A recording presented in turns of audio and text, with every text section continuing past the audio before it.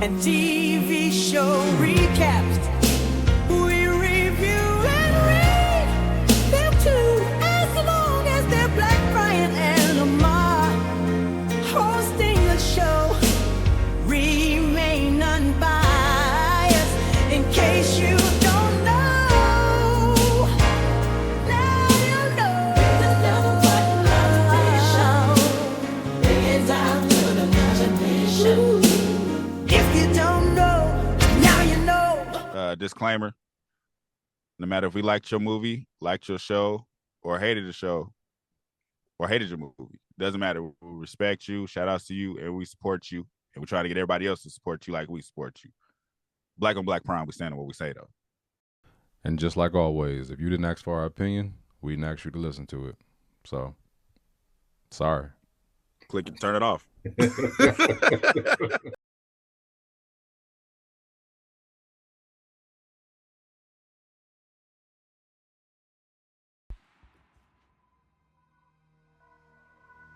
You won't be needing that. I already ordered for you. Being here with you right now, it's probably been like the highlight of my week. Everything okay? Stop playing with me. I'm not even about to let you pull me out of my character right now. Some people just can't take a hint. I'm like your homegirl Tasha. Why do you keep calling me? I don't have nothing else to say to you. I don't really have any words for you, and I don't really want to hear shit you gotta say.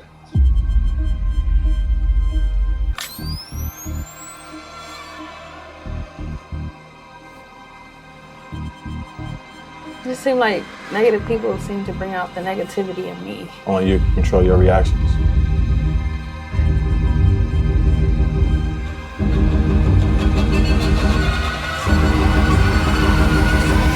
Come outside. Oh my God. What the hell are you doing here?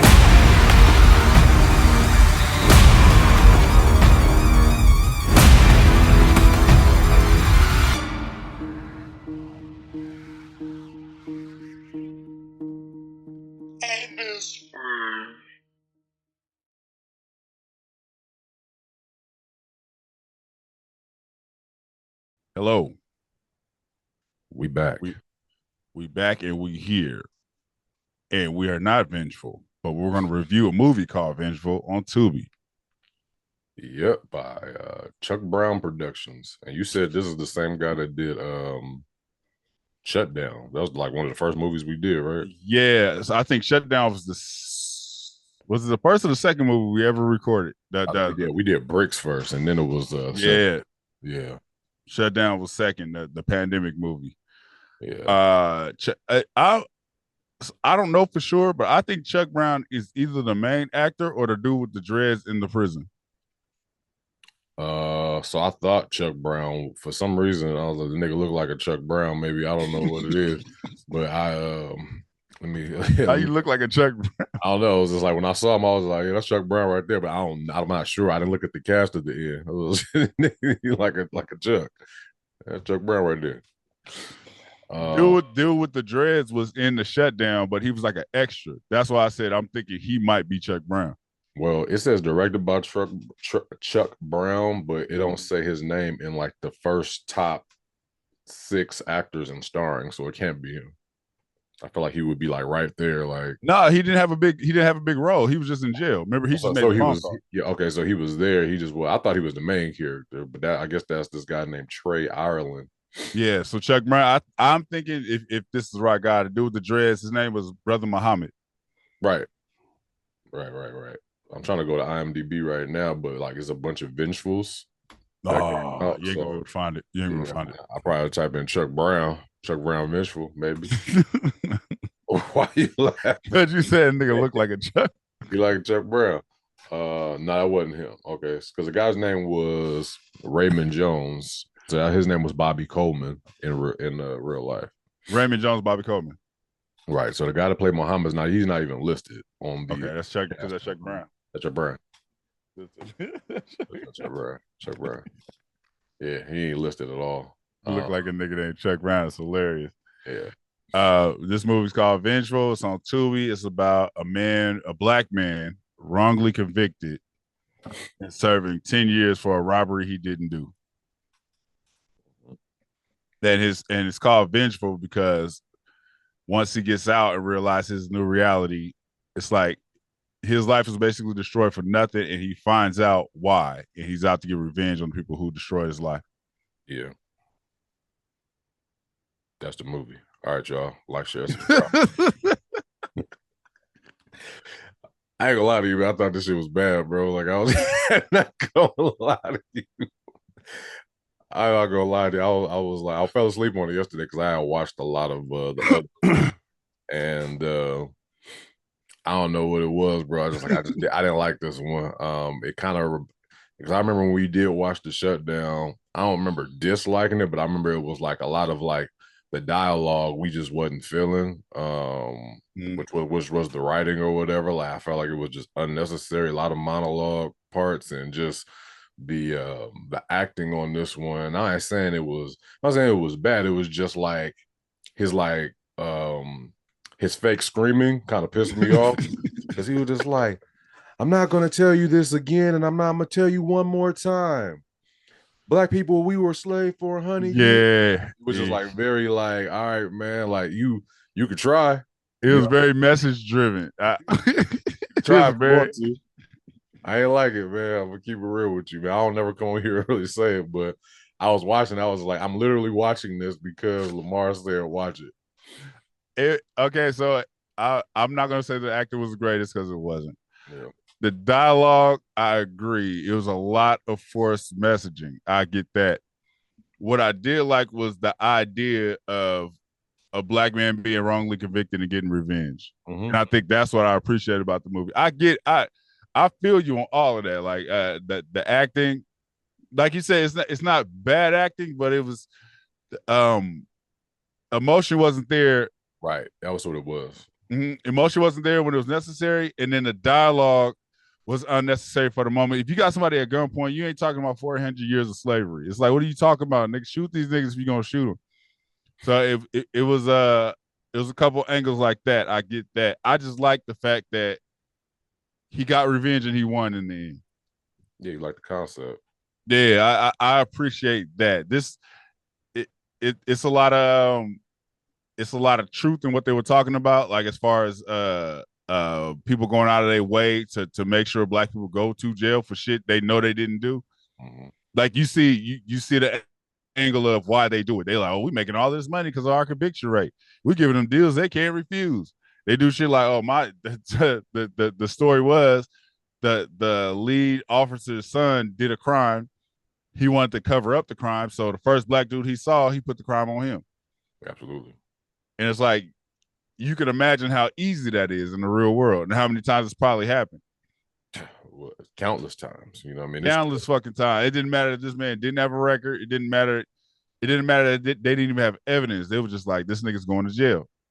It's a fucked up reality because like the people in charge don't think about the other lives that it's affecting. It's like you see this grown black man and you assume that, you know, oh, he's probably ain't got no job, probably ain't, benefit anywhere in, in his community. Like he's not important, but this person got a mama, this person got a daughter that's not going to see, like a brand new daughter. Pretty much his daughter was like, what, one or not, or like pregnant. She was pregnant when he went to jail, or she was something like that. The baby was little, whatever it was. He missed out on his daughter's life. You know what I mean? I was so pissed off when the woman was treating him like he wasn't like nobody. She was like, I got the new boyfriend calling. Yo, no, I got our daughter calling the new man daddy. I'm like, it's so that. I'll say this though. Like I'll he was say a criminal his whole life or something. Yeah, I'll say this. A lot of this is based on reality, but that part, nah, like that part. That's not reality, because it's like if they was together before he went to jail, she knows his character. Yeah, he don't know priors, nothing. Yeah, her reaction would be like, I know you didn't do this. But her reaction here was kind of like, oh, I can't believe you did that. It's like, nigga, you know me. You know I wouldn't do no stupid shit like that. Yeah. You know what I mean? I'm traveling to go to work. You think I'm just gonna fuck up and just go rob somebody? I ain't got nothing to show for it. If I've been robbing niggas, I got nothing to show for it. So that angle, and like you said, it kind of pissed me out. You know how I feel about the baby mama drama shit anyway. But it was just like she just talking all of this shit to him, and I stopped bringing my daughter around. They didn't say why she stopped getting the letters because she was like, he didn't write no letters, but he was like, I kept sending them, I'm getting no reply. Yeah. So it was like she introduced the daughter having another dad, but nothing came from that. I don't know why they did that.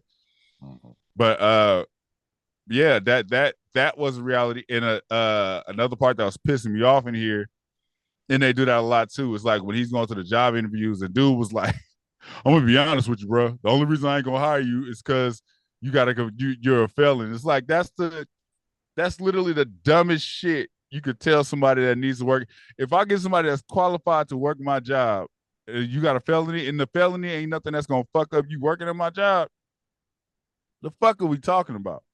That's literally people that aren't in charge. Like, you know what I mean? It's like they just do the hiring. It's just like there are, you know, there's I guess rules or whatever. It's just like anybody that's a felon, like, you know, that's why they ask you the question on the, you know, have you been convicted of felon? So they can be like, nah. Yeah, it's stupid. There's no reason.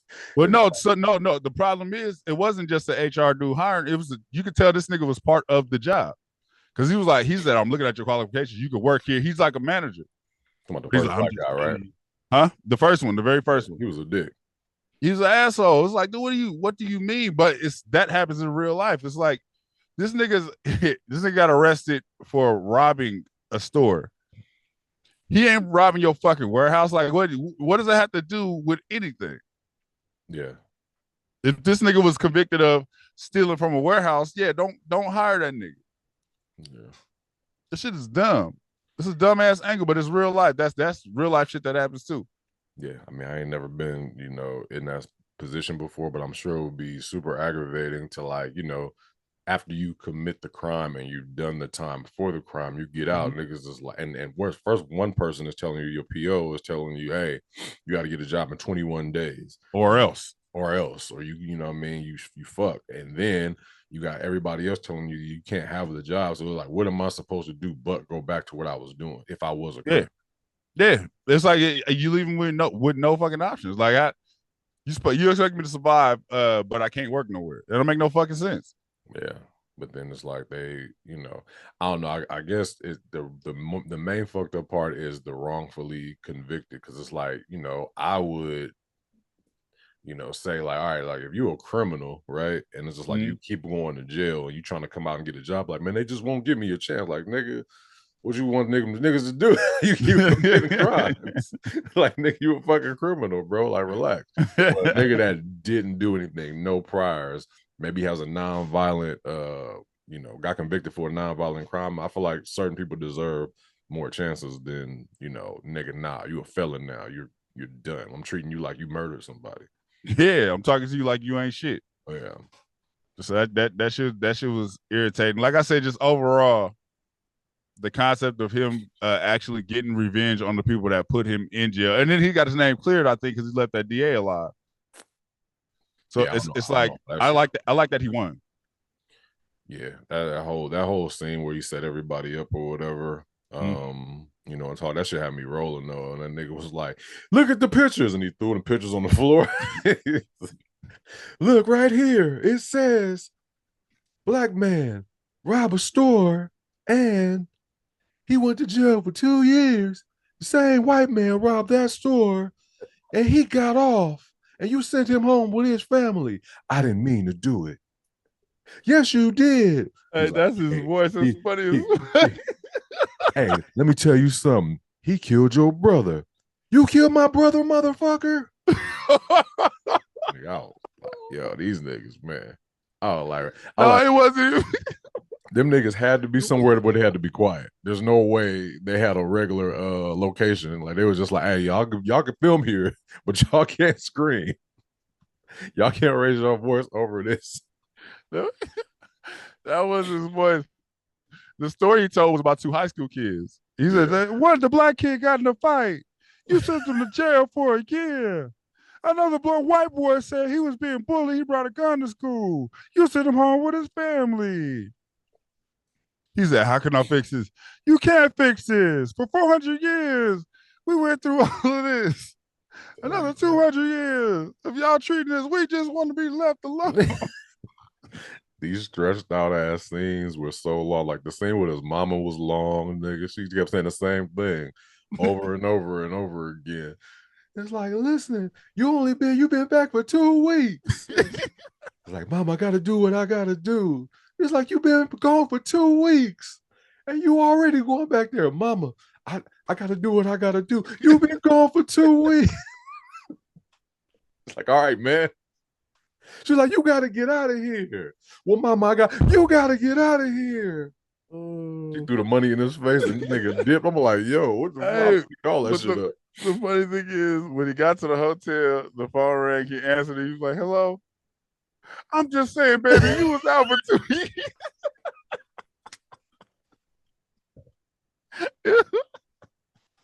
It was like the conversation picked back up.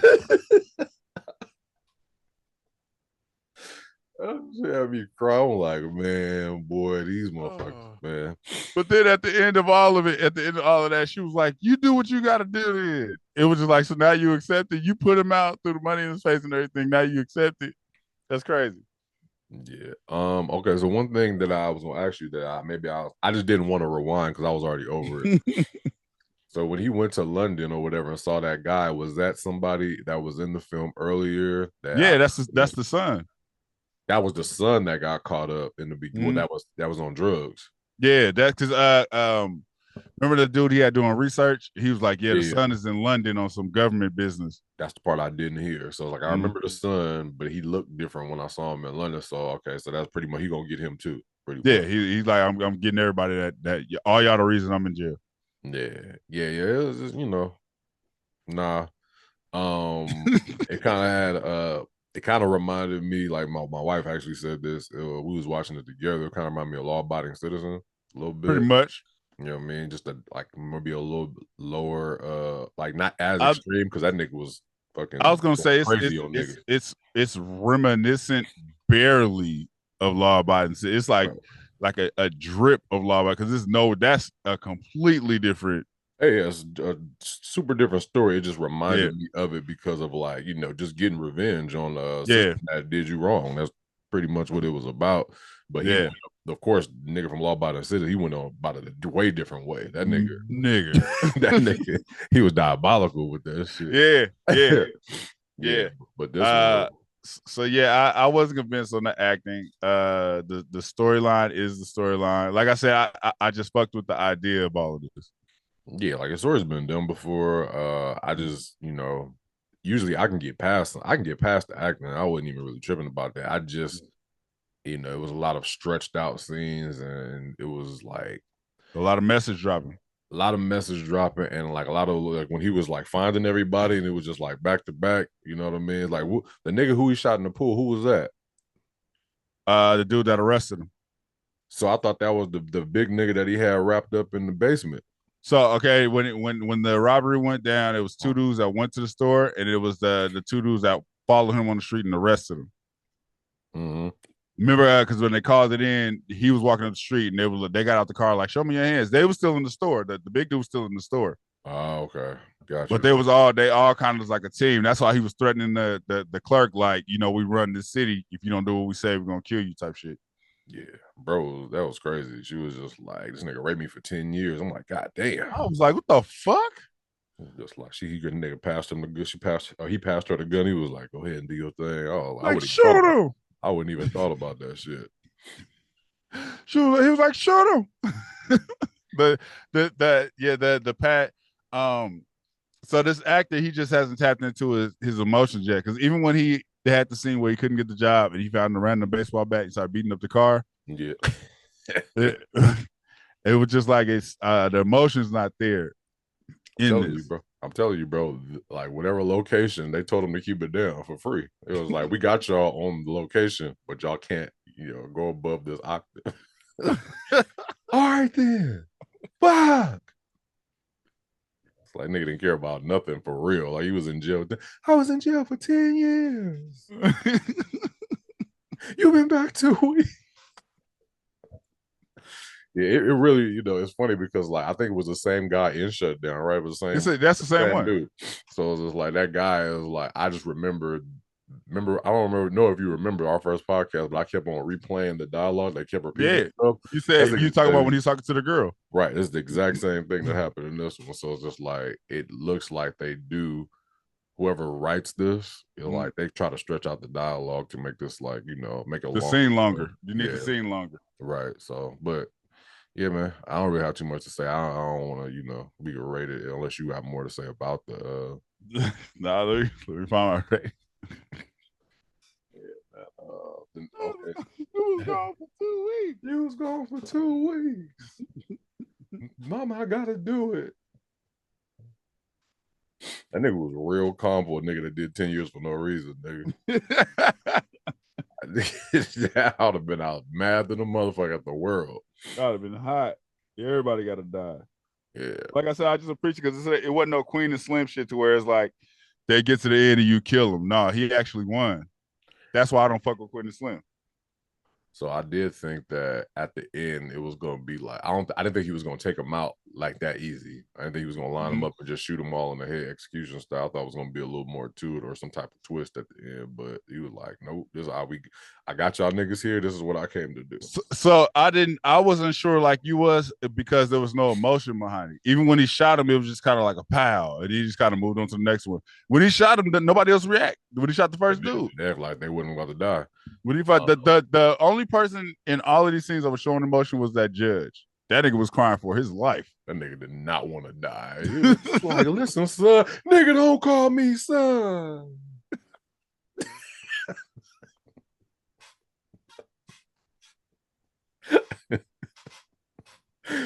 Oh man.